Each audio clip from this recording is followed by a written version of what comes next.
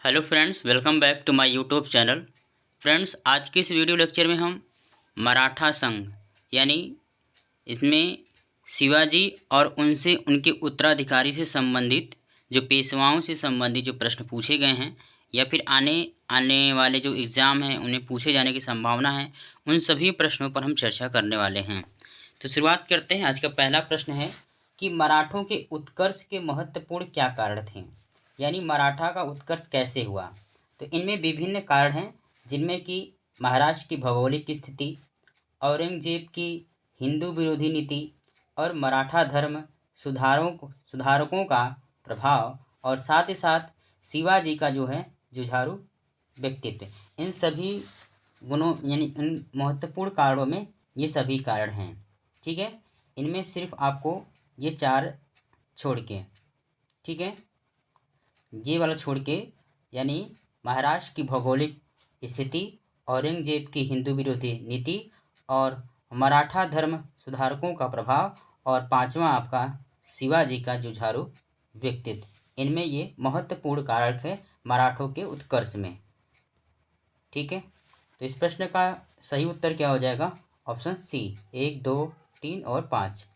Next प्रश्न है कि मराठों ने सर्वप्रथम किसके अधीन कार्य कर प्रशासनिक अनुभव प्राप्त किया। तो मराठों ने किसके अधीन काम? तो देवगिरी के यादवों के अधीन। ठीक है। नेक्स्ट प्रश्न है कि मराठों के वर्गीगिरी, जैसे हम गुरिल्ला युद्ध प्रणाली या फिर छापा मार युद्ध प्रणाली का गुण सबसे पहले और सबसे अधिक उपयोग किसने किया था? ठीक है। क्वेश्चन नंबर 3 है कि मराठों के वर्गीगिरी या फिर गुरिल्ला युद्ध प्रणाली, छापा मार युद्ध प्रणाली गुण का सबसे पहले और सबसे अधिक उपयोग किसने किया था? तो इस प्रश्न का जो सही उत्तर है ऑप्शन ए, मलिक अंबर ने। नेक्स्ट क्वेश्चन है, निम्नलिखित में से गुरिल्ला युद्ध का पथ प्रदर्शक कौन था? निम्न में से, तो इस प्रश्न का जो सही उत्तर option C, Shivaji. Next question है, शिवाजी के प्रशासन में पेशवा किसे कहा जाता था? तो पेशवा का अर्थ होता था सी, यानी प्रधानमंत्री को। नेक्स्ट क्वेश्चन है, चौथ क्या है? चौथ जो है दो, यानी कि शिवाजी के समय दो तरह के सरदेशमुखी और चौथ, ये दो प्रकार के कर हुआ करता था। ठीक है, तो सरदेशमुखी अपने ही क्षेत्रों में, और चौथ जो कि अन्य यानी कि पड़ोसी राज्यों में शिवाजी द्वारा लगाया गया भूमि कर था। ठीक है, जिसपे कि शिवाजी का मतलब एक तरह से ये था कि आप चौथ हमें एक कर के रूप में देंगे तो हम आपके राज्य शासन पे हम क्या करेंगे, युद्ध नहीं करेंगे या फिर हम आक्रमण नहीं करेंगे। ठीक है, तो उसके सुरक्षात्मक कर के रूप में हमें चौथ के रूप में कर के देना पड़ेगा। नेक्स्ट क्वेश्चन है कि मराठा राज्य का दूसरा संस्थापक किसे कहा जाता था? किसे कहा जाता था? तो यह है बालाजी विश्वनाथ को। ठीक है। नेक्स्ट प्रश्न है कि निम्नलिखित यूरोपीय शक्तियों में किसने शिवाजी को तोहफे प्रदान की? तो इस प्रश्न का जो सही उत्तर है ऑप्शन सी, अंग्रेज। नेक्स्ट प्रश्न है कि शिवाजी ने मुगलों को किस संधि के दौरान किलों को हस्तांतरित किया था?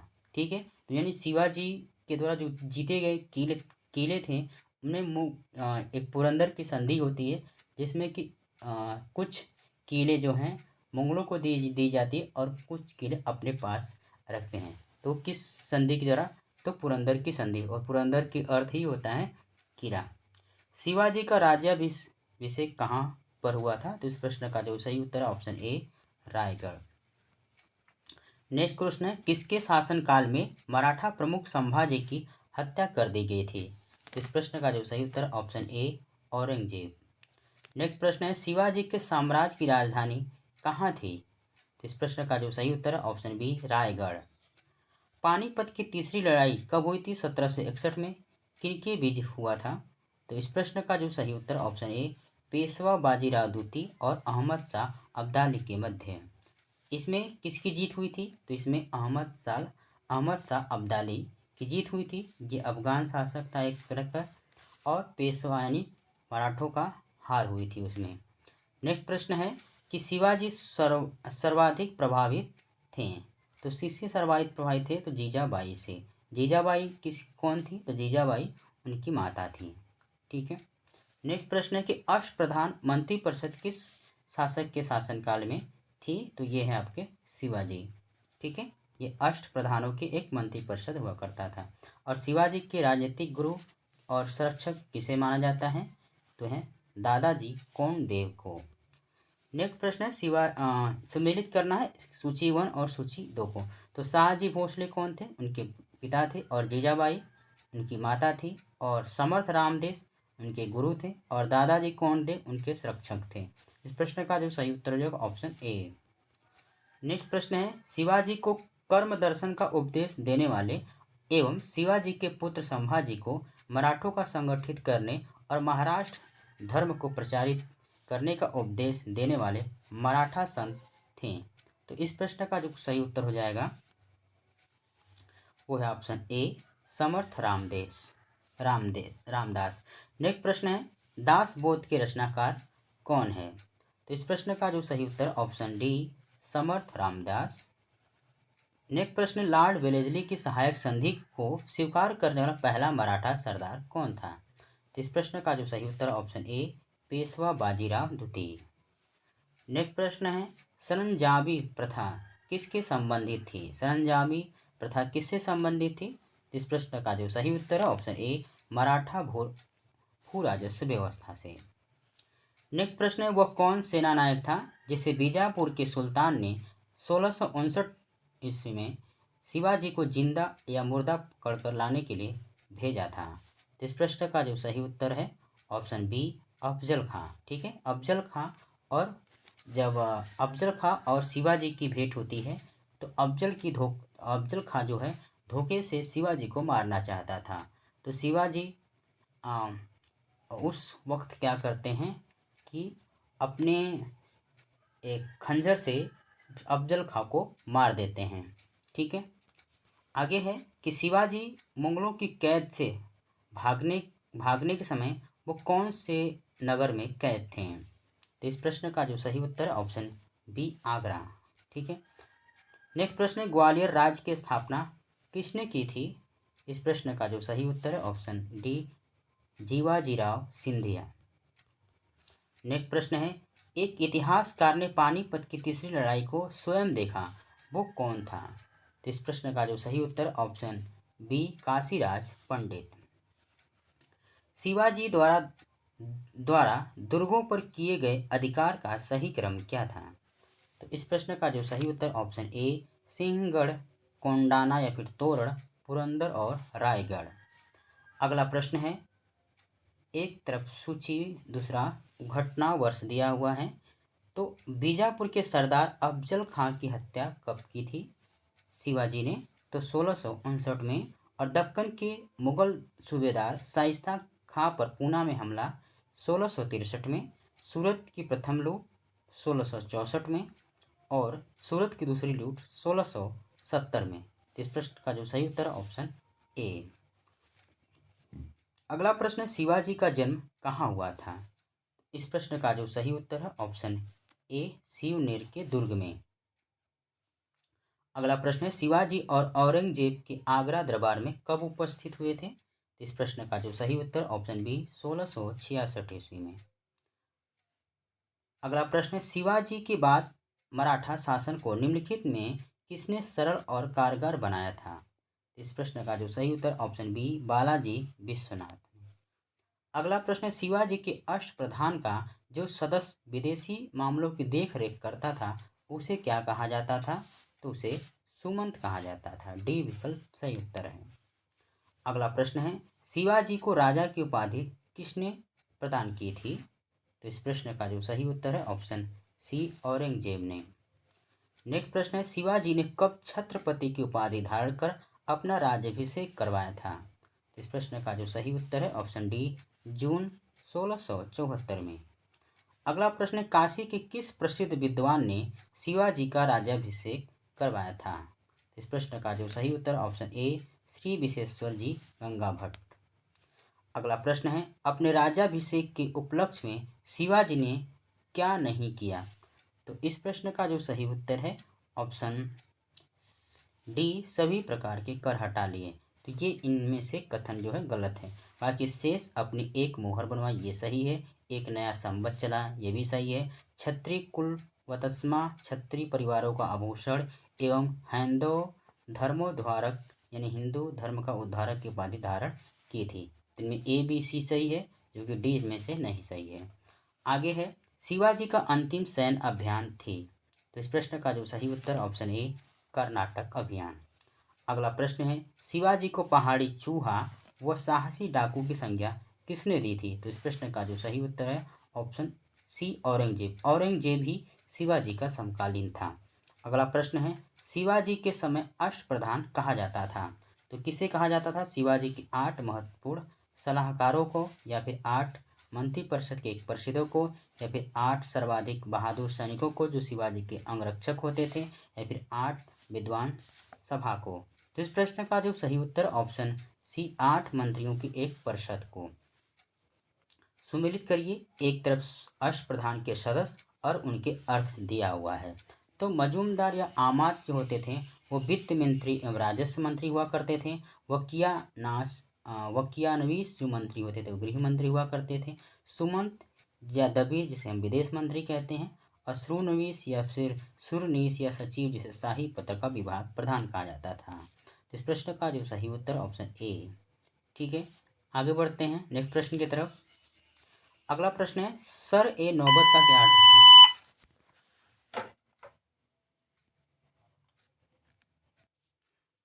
तो सर ए नौबत का क्या अर्थ है। तो इस प्रश्न का जो सही उत्तर ऑप्शन ए सेनापति।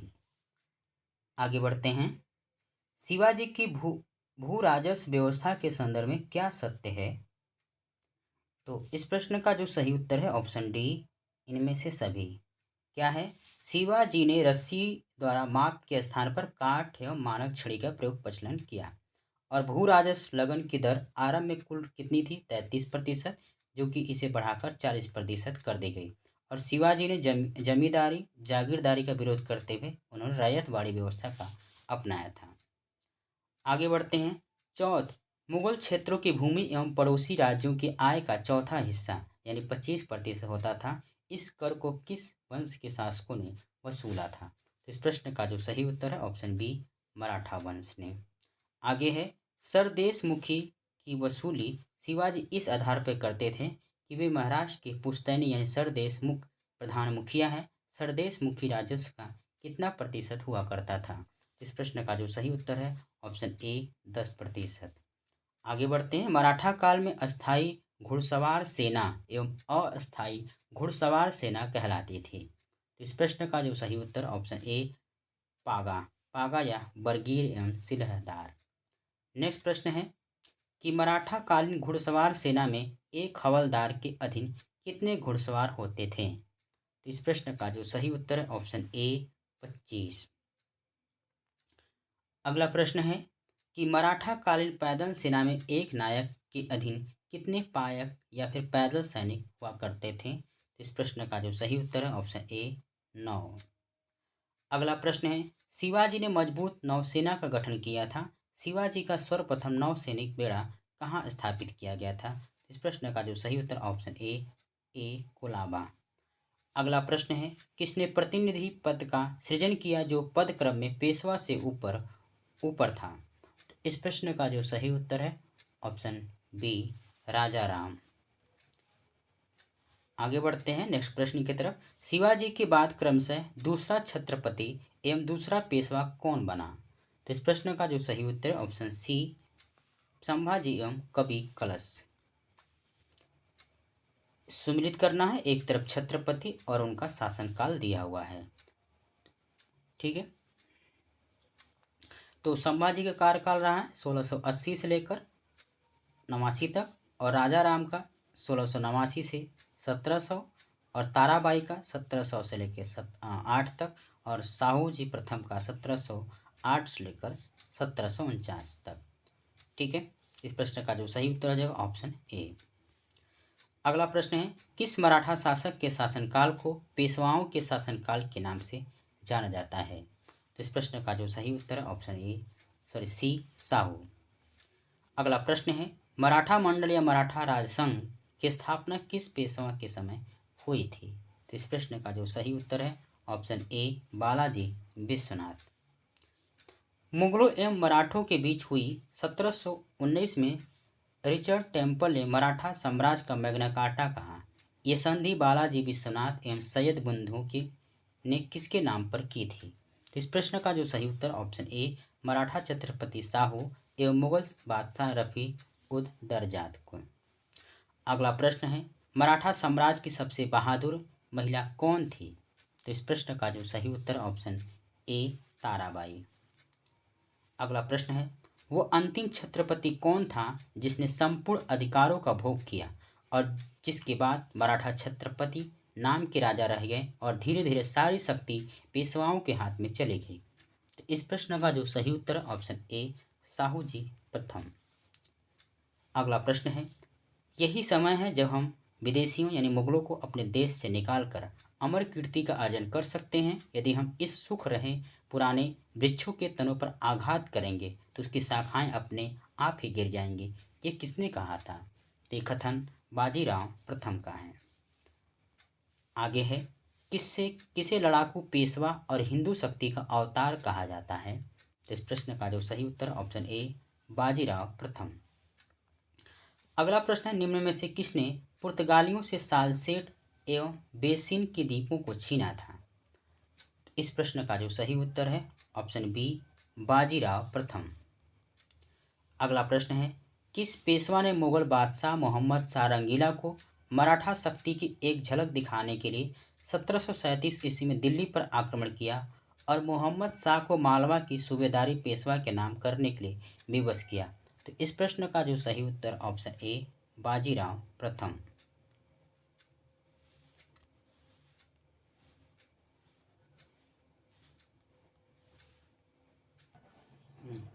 आगे बढ़ते हैं। नेक्स्ट प्रश्न है किसके समय मराठा शक्ति अपने चरमोत्कर्ष पर पहुंची तथा साथ ही मराठा शक्ति का पतन भी आरंभ हुआ?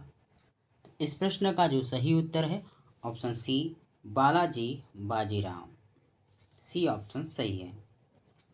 अगला प्रश्न है पेशवा बाजीराव एवं छत्रपति राम राजा के बीच हुए संगोला संधि यानी 1750 ईस्वी के संबंध में क्या सत्य है?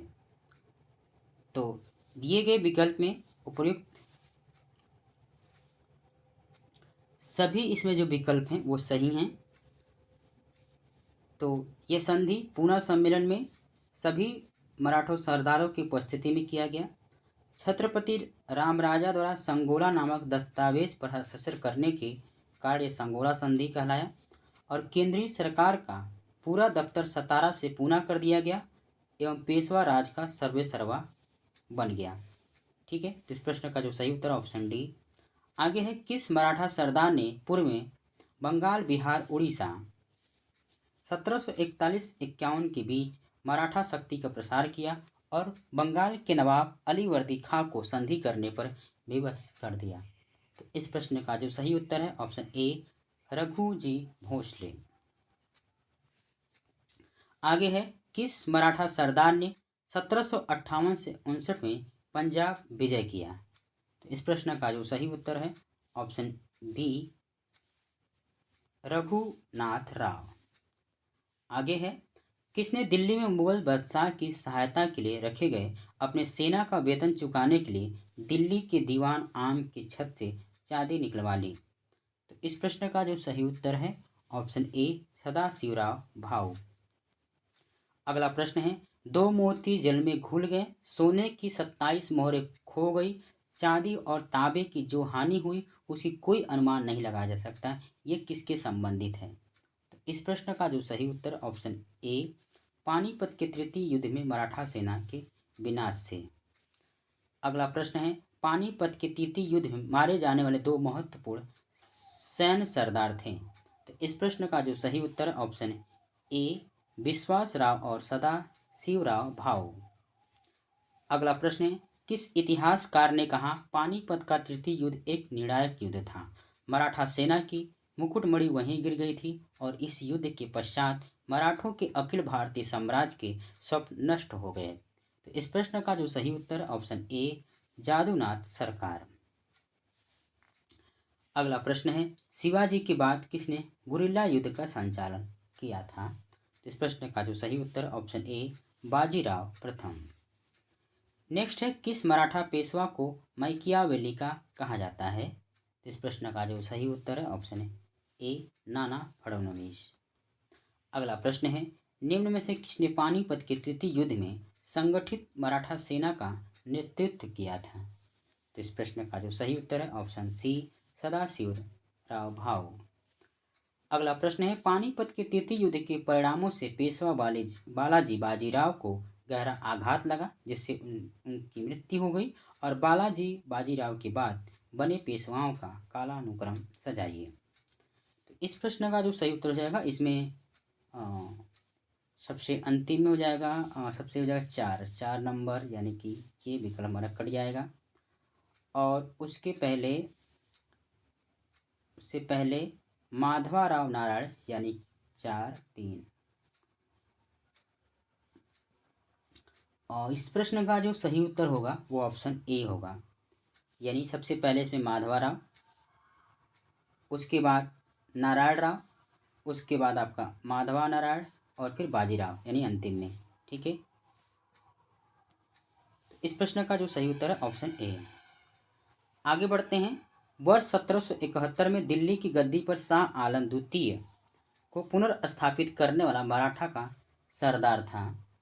तो इस प्रश्न का जो सही उत्तर है ऑप्शन ए महदाजी सिंधिया। अगला प्रश्न है किसे अंतिम महान पेशवा कहा जाता है? तो इस प्रश्न का जो सही उत्तर है ऑप्शन बी माधवराव को। नेक्स्ट प्रश्न है किस पेशवा के अबोध होने के कारण मराठा राज्य की देखरेख बड़ा भाई यानी बार भाई नामक की 12 सदस्यों की एक परिषद करते थे? तो किसमें? तो ये है माधवाराव नारायण। इस प्रश्न का जो सही उत्तर है ऑप्शन बी, क्योंकि ये नाबालिग उस वक्त थी। अगला प्रश्न है किसके शासनकाल में प्रथम आंग्ल मराठा युद्ध 1775 से लेकर 1782 के मध्य हुआ था? इस प्रश्न का जो सही उत्तर ऑप्शन सी माधवराव नारायण। अगला प्रश्न है द्वितीय आंग्ल मराठा युद्ध एवं तृतीय आंग्ल मराठा युद्ध के समय मराठा पेशवा थे? तो इस प्रश्न का जो सही उत्तर ऑप्शन सी बाजीराव द्वितीय। अगला प्रश्न है कि मराठा साम्राज्य का अंतिम पेशवा कौन था? तो इस प्रश्न का जो सही उत्तर ऑप्शन डी बाजीराव द्वितीय। अगला प्रश्न है सुमेलित कीजिए, एक तरफ संधि का नाम और उस तरफ वर्ष दिया हुआ है। तो सूरत की संधि कब हुई थी? तो 1775 में। और पुरंदर की संधि कब हुई थी? 1776 में। बड़गांव की संधि कब हुई थी? 1779 में। और सालबाई की संधि कब हुई थी? 1782 में। ठीक है, तो इस प्रकार इस प्रश्न का जो सही उत्तर हो जाएगा ऑप्शन ए। ठीक है, सालबाई की संधि से ही प्रथम आंग्ल मराठा युद्ध समाप्त हुआ था। एक तरफ संधि का नाम और दूसरी तरफ वर्ष दिया हुआ है। ठीक है, तो देवगांव की संधि कब हुई थी? 1803 में। और सरजी अर्जुन गांव की संधि हुई थी 1803 में। और राजपुर घाट की संधि हुई थी 1805 में। तो इस प्रश्न का जो सही उत्तर है ऑप्शन ए। ठीक है, अगला प्रश्न है तृतीय आंग्ल मराठा युद्ध यानी 1817 से 1818 के दौरान हुई सबसे अंतिम संधि कौन थे? इस प्रश्न का जो सही उत्तर ऑप्शन डी कानपुर की संधि। अगला प्रश्न है मराठा सचिवालय कहलाता था? तो इस प्रश्न का जो सही उत्तर ऑप्शन ए फाद।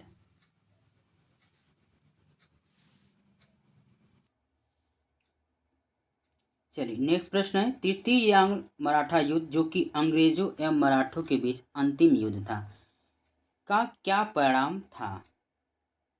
तो इस प्रश्न का जो सही उत्तर है वो है ऑप्शन डी, यानी पेशवा का पद समाप्त कर दिया गया और बाजीराव द्वितीय को पेंशन याफ्ता बनाकर बिठूर यानी कानपुर के निकट में रहने के लिए भेज दिया गया और पेशवा के प्रदेश पूना को अंग्रेज में मिला लिया गया और अन्य छोटे छोटे मराठा राज कंपनी के अधीनस्थ हो गए।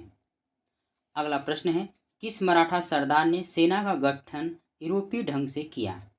तो इस प्रश्न का जो सही उत्तर है वो है ऑप्शन ए महादजी सिंधिया। अगला प्रश्न है कि सूची 1 को सूची 2 के साथ मिलान करना है। ठीक है, इसमें एक तरफ राजक्षेत्र और उसकी संस्थापक, तो बड़ौदा में गायकवाड़, इंदौर में होलकर और नागपुर में भोसले और ग्वालियर में सिंधी। यानी इस प्रश्न का जो सही उत्तर हो जाएगा ऑप्शन ए। अगला प्रश्न है, किसने कहा कि मराठों का उदय आकाश में अग्निकुंड की भांति हुआ है? ठीक है, इस प्रश्न का जो सही उत्तर है वो है ऑप्शन ए, ग्रांड डव। चलिए आगे बढ़ते हैं। 1775-82 के प्रथम आंग्ल मराठा युद्ध का निम्नलिखित में से कौन सा एक परिणाम था? इस प्रश्न का जो सही उत्तर है ऑप्शन सी, किसी भी पक्ष की जीत नहीं हुई। आगे है, अहमद शाह अब्दाली के भारत पर आक्रमण और पानीपत की तीसरी लड़ाई लड़ने का तत्कालिक कारण क्या था? तो इनमें तत्कालिक कारण जो था वो है मराठों द्वारा लाहौर से अपने वायसराय तैमूर शाह के निष्कासन का बदला लेना चाहता था। ए ऑप्शन सही उत्तर हो जाएगा। अगला प्रश्न है, औरंगजेब की मृत्यु के समय मराठा नेतृत्व किसके हाथों में था? इस प्रश्न का जो सही उत्तर है ऑप्शन डी यानी ताराबाई। अगला प्रश्न है, शिवाजी का जन्म कब हुआ था तथा कब उन्होंने छत्रपति की उपाधि धारण की थी? तो इस प्रश्न का जो सही उत्तर है ऑप्शन डी, 1627 और 1674 में। अगला प्रश्न है, शिवाजी की मृत्यु के पश्चात उत्तराधिकार के लिए किनके बीच लड़ाई हुई थी?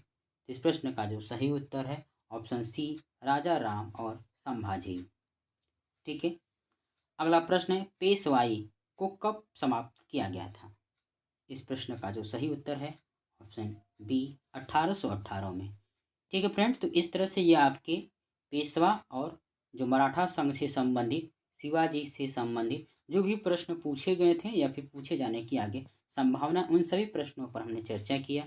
ठीक है फ्रेंड्स, फिर हम जल्द ही अगले वीडियो में लेक्चर मिलेंगे। एक फ्रेंड्स आपसे रिक्वेस्ट है कि यदि आपको वीडियो अच्छा लगे तो इसे लाइक और शेयर करना ना भूलें। अभी तक इस चैनल को सब्सक्राइब नहीं किया है तो इसे सब्सक्राइब भी कर दीजिए। ठीक है फ्रेंड, फिर हम जल्दी अगले वीडियो लेक्चर में मिलेंगे। तब तक के लिए जय हिंद, जय भारत।